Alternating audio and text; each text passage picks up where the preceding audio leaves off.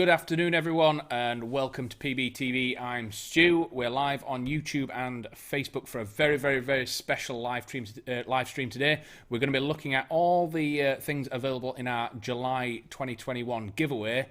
So first things first, let's have a look and see what's up for grabs.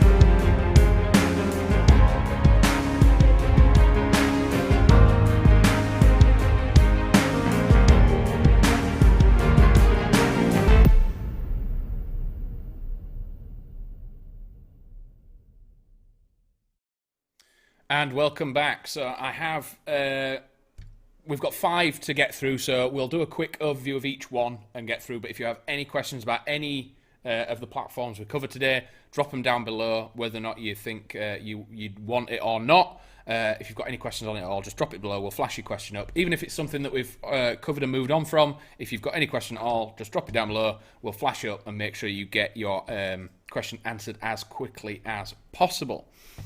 So this is the Recon S SOC-Mod Carbon Tech from Evolution. Absolutely incredible, just standard SOC-Mod style AR. Loads of really cool features, and it is just a great platform out the box. 40mm counterclockwise thread for your tracers and anything like that you want to add afterwards, and it's got the fixed A-post front sight with a pin and a aperture style rear sight that you can just flick up. It is on a little lock, so you just flick the lock and it flips up and it's good to go. Standard quad rail that on the left and right side has the little rail covers on there. They were originally designed because the original quad rail back in the day used to be CNC'd, used to be super sharp, and people used to cut hands on it. But now this one's made out of plastic, and the machining's much better and much cleaner. So these are more for aesthetic now. Stop them getting crudded up with mud and everything like that. So on this you have Riz, left, right, top and bottom, and you do have the T markings that you've probably seen on a few other different platforms, meaning that you can throw loads of different parts on there, take them off and click them back on exactly where you needed them, meaning that you can throw a PEC box on this, you could then take it off, put a different optic on there if you're not wanting to run the PEC box for a while. It's good to go. The grip on the bottom does come with it. It is simply screwed on by the cap at the bottom, and it pushes a pin up into the Riz and holds it in place. Unscrew that and it will slide off if you're not bothered about a foregrip. Coming back, it is the Evolution Carbon Tech receiver. So their polymer that they've created is what they're calling Carbon Tech. So it has additives in there. It is extremely rigid, very strong. It's going to last you an absolute lifetime from what we've seen people testing them out on the field. Bracking it back, you see the big orange hop unit in there, which is a rotary hop unit. So very stable. As soon as that thing's set, it's not going to shift at all. This thing's going to have clean, consistent, and very good range and accuracy all day. Coming to the stock, one of my favourite parts of the Evolution range is this sort of micro SOC-Mod stock that they've done. The big bulky one I wasn't really a fan of, but I do like the sort of aesthetic of this almost miniaturised SOC-Mod style stock. Does mean that your battery space is inside the stock tube, but there are plenty of batteries out there that make that perfectly acceptable place to fit batteries. You can even get up to 1300 milliamp batteries in there, no problem at all. Obviously, with it being sort of vaguely entry level, this it is right-handed biased, so fire selector on the left-hand side for safe, semi, and full auto. The bolt hold open device is non-functioning on this one, so if you are wanting to adjust the hop, you will have to hold the charging handle back, but the cover is also for show as well, so that is always permanently down. Magazine, you will find yourself with a Stanag style high cap. I mean, you can fill the top with BBs, just pour BBs in, wind it up, and you are good to go. So as what we're deeming the lowest rank in the platforms that we've got at the moment, this thing is absolutely solid. You're going to have loads of fun with it. The evolution range has been really, really, really impressive recently. The new carbon tech stuff is absolutely amazing, and then stepping up into the EMRs are absolutely awesome. So that is the Recon S SOP mod carbon tech. Oh, Kieran on YouTube. I'm gutted. I made a large order just before the announcement. Don't think the wife will allow me any more airsoft gear for a month. You've got to think that you don't have to order much to get entered. A CO2 bulb, some BBs, some gas. That's all you need. Just get it in, and then you'll be good. So we'll move on to the next one. Joshua on YouTube as well. Can you take the triangle front sight off the Evolution for red dots? If you're on about this A post, so what's really good, if you're running a red dot, if you have a holographic or a T1 on here, these are in place to be able to shoot through the tube. So that being there will co-witness with a dot that's on there. So when the dot's on there, you actually probably won't see this at all anyway. If you are wanting to take this off, you would have to swap the rail as well, because the front A post is how this rail is affixed on here. But these are removable, but if you're running a sort of an XTO or a T1, you probably won't see this. You'll only see the pin, and that will be covered by your dot anyway. So it allows you, if worst case scenario, your battery runs out, you can still use the optic. So is there 5 total giveaways? Yes, there's 5. If you go on the blog, there is a list of everything, but we're also going to go through everything. So number 4 on the giveaway is this. So any of the Warzone players or anyone out there at the moment, this thing's really sort of in the sweet spot at the moment. This is the Kar98K in its base platform after you've added a scope, stock, grip, bipod, suppressor and everything like that. It is what this used to be.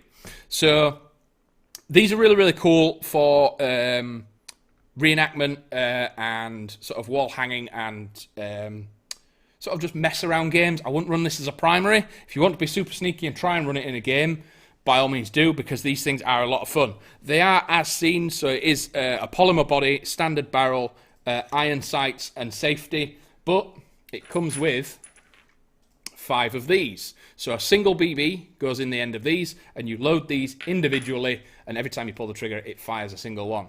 That is stunning. If you're on about the Kar98, these things are quite special.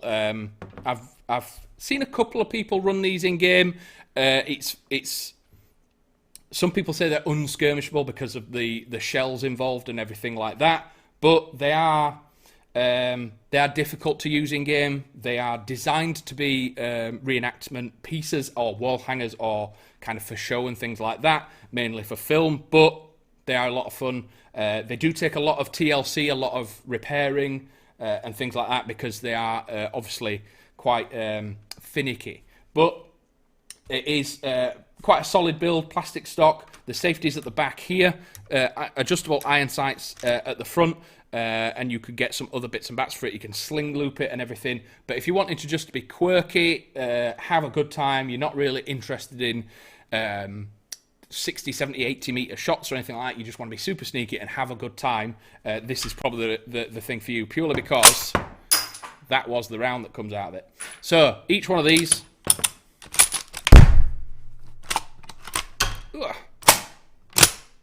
as you can see, comes out with every single shot. So we'll move on from the Kar98 onto the next one, which is probably my personal favourite out of the lot, is the SMC9. We've done a live stream on this before, so we don't need to stick on this long, but these things are absolutely incredible. CQB Outdoors, they are just one of my favourite gas blowback systems and platforms out there at the moment. Its only downside is with the front. The front is the hop unit, so once you have a trace unit or anything like that on there, it becomes quite difficult or awkward to adjust the hop. But once it is set, it is very, very solid because it is a whole system inside and it locks in place. What is very, very good with it as well is all the accessories and all the parts on it, like the shell door and everything, it is all swappable. This is 100% ambidextrous as much as is humanly possible. The selector, the bolt catch, the charging handle, even the included QD sling point that is there. If you swap it around, this bar here, if you take that off and put it on the other side, there is a QD point underneath that. So if you wanted to swap it around, it is totally doable. The stock's really, really cool. Obviously, packing it away, this thing becomes extremely small. If you wanted to put this in a case or anything like that, if you check the para cases out, there are some very, very small diddy cases that you can put this in and be very, very neat with it. It is actually a magnetic system that holds this in place, so there's no hook or anything. As soon as that comes around, this is actually magnetic, and there's a magnet in the back of the stock there that holds it too. So when you pull it apart, it is good to go. Flip-up sights, along with most things nowadays, are indented, so there's no buttons or anything to play with. It just flips up and flips back down. Bob Hawkins, FPS, I presume you mean of this. So there was the drama with the original SMC9s being quite hot for UK standards. This is one of the European sort of UK variants rather than the EU ones. And if you stick with the higher power gas, so your red and black, it is actually perfectly fine to use. It sits around that sort of 330, 335 mark. If you start running lower gas or anything like that, the way the system works inside, it puts more gas down the barrel, it's open for longer, therefore it actually increases in power with the weaker gas. What you're trying to do is use the stronger gas to close the valve off quicker, and it actually makes it perfectly serviceable to use, but I'd just stick with your red or black gas. So that's everything on this. It is absolutely incredible. The M-LOK front end is stunning, and those guys that have the shorter magazines, the GTP9 magazines are cross-compatible with this. Can it do full auto? Is it locked to semi? This can do both. So your selector is just there. So clicking it one way is semi, clicking it the other way is full auto. And again, you can swap all the controls around, making it as easy as possible. So I think in the setting that is pressing it that way, it's currently in semi, putting that across, it is full auto.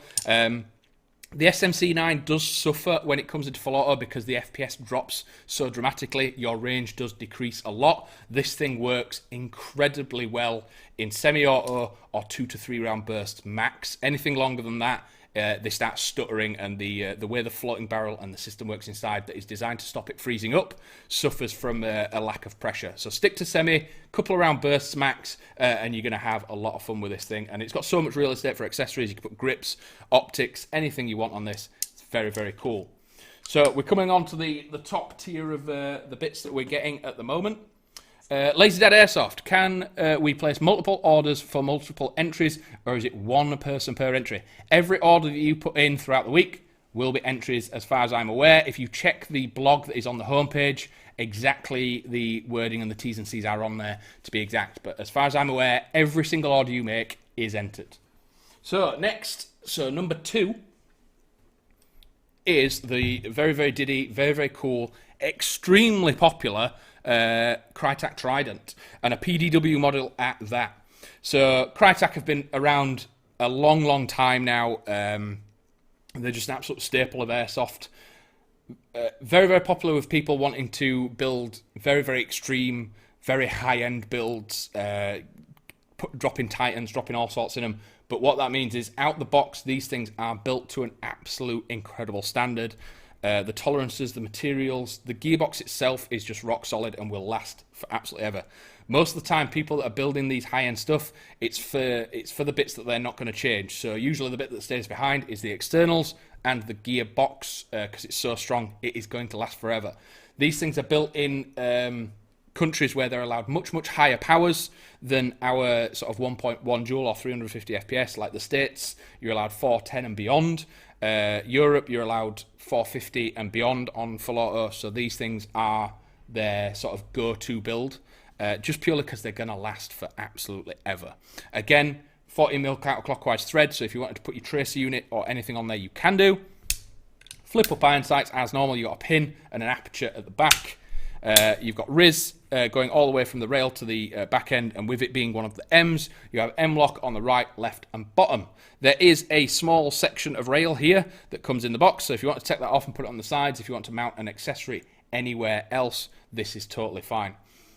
Receiver-wise, I mean, just the markings and the way that they've put this receiver together, it just looks absolutely stunning. It is awesome. And on the side, you've got the Crytek markings, the Trident markings. You're mostly, for what it matters is you've got a little bit of ambidextrous feel to this one. So the fire selector is ambidextrous. Magazine release that brings out the Crytek very own mid-cap that's very, very cool, very PMAG-esque, almost like an EPM. Feeds absolutely any type of BB as well, all the way up to like 2.8s, maybe even 3s if you're lucky with the spring early in its life. The PDW stock can be collapsed right down, making this really, really easy to transport if you get a case or anything. Again, the para cases, there'll be things that this drops straight into really, really nicely. So again, pressing the button comes out. So back when Crytek originally came out, you had to use an Allen key to get into the battery compartment. Now it is just a little button, drops down, and you can get to your new Dean-style connector, and it is fused, so very, very safe for running down the line. The sling point on the left-hand side that's here, you can take the Allen keys off this and swap it to the other side if you are left-handed, so they have thought of that. But exceptionally cool, absolutely great build, rock solid. I know a few guys that have got these and they're just absolutely gobsmacked with the range. Even off such a small platform, these things just reach out absolutely miles, and they're incredible. And a lot of the time as well, I'm not a fan of tan platforms, but the sort of dark colour that they've put on this, it ticks a lot of boxes, and it is very, very cool. And again, with it being the PDW1 CQB outdoors, this thing will perform absolutely anywhere, and I just think they've thought of everything when they're putting this together. But yeah, that's the Crytek Trident PDW Mark II, easily tellable by the extra features and the blade trigger that they've put on there. So coming up to the number one in the list, which is the be-all and end-all of out-the-box builds, is the Modify XT-CG1M. Bit of a mouthful, but yeah, I think these things just speak for themselves, really.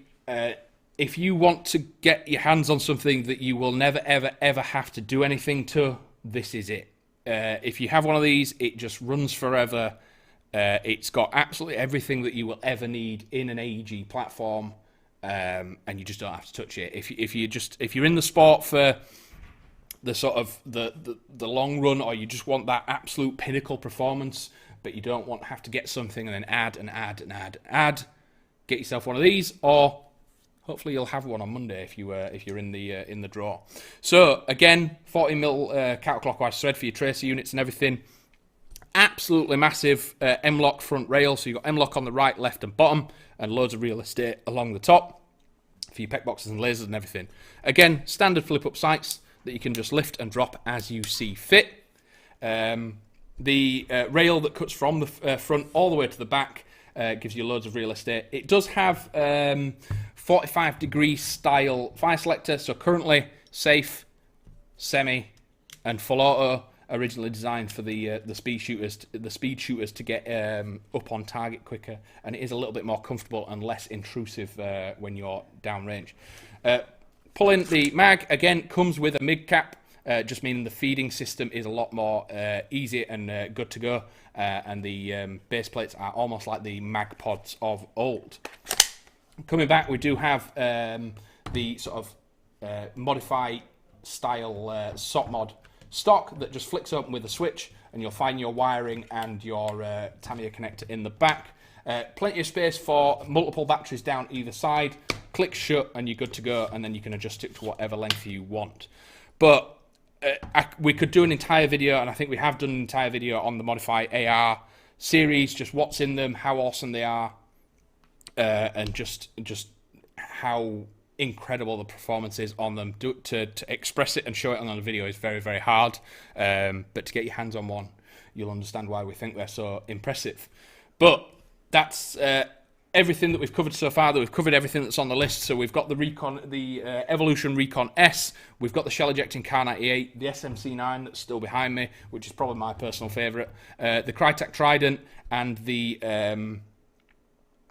Modify XTC. Daniel Goodwin on Facebook, sorry. Is the draw live on Monday? The competition will end on Monday, but the draw will happen on Tuesday, purely because I'm not in Monday. My first day back is on Tuesday. So we will announce the winners live on Tuesday, but the entries end at midnight on Monday. The Skull Reaper 4 on YouTube. Do you need a defense to enter? Check the blog online. All the T's and C's and everything like that are on there, and all the information about all the prizes are on there as well, how to enter, when the draw is going to happen, and all the details like that. But the blog is very, very extensive, so if you dig through that. How are people chosen for the winners? So basically on Tuesday we will basically list every order that has been created over the time period of the competition, and do a random number generator, and make sure that, and basically have it watched by multiple members of staff, and make sure it is all in order, and then we will announce them live after they have been contacted.